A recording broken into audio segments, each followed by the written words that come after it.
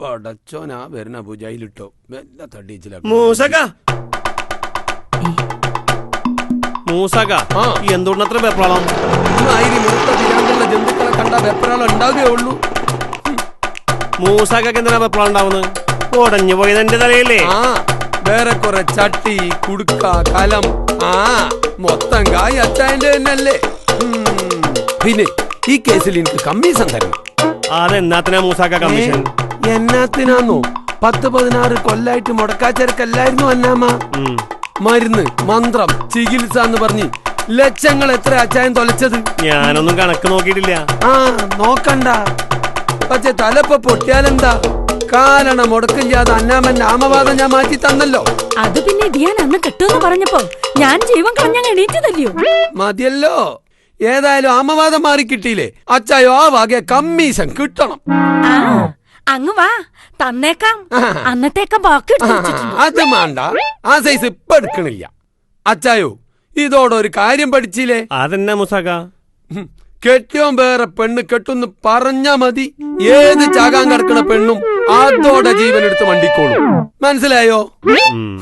കെട്ടിയ പെണ്ണുങ്ങളെ മാഞ്ഞാളം മാറ്റാൻ ഇതൊരു മാർഗാണ്.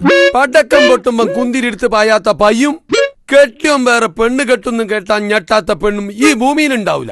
തിരിഞ്ഞോ? അഥവാ ഉണ്ടെങ്കിൽ ഓക്കെന്തോ ഒരു കുഴപ്പമുണ്ട്. പറഞ്ഞേക്കാം.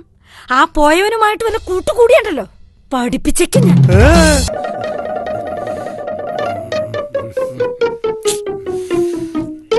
എന്നാ പിന്നെ അല്ല അത് പറയണ്ടേ. അസ്സലാമലൈക്കും. വാലൈക്കും. എന്നാ ഞങ്ങൾ ഇറങ്ങണം. ആയിക്കോട്ടെ. വിവരം മൂസാക്കാനോട് പറഞ്ഞോളാം. മൂസാക്ക ഇറങ്ങണില്ലേ? ഞാൻ വരാം. നടക്കി അവിടെ അതല്ല കാര്യം പറയണ്ടേ. ഉണ്ടാതെ അവിടെ നിന്നോ. അജ്മീറിൽ ചോറ് വെക്കണ ചെമ്പ് പോലെയുള്ള മോളാണ് എന്റേത്. ഉണ്ടാതെ അവിടെ ഒരു ഭാഗത്ത് നിന്നോ. ഇതെങ്കിലും ഒന്ന് നടന്നോട്ടെ. ആ ചെക്കന് പറ്റീന്നും തോന്നുന്നുണ്ട്. മോളാക്കല്ല ചെങ്ങായി.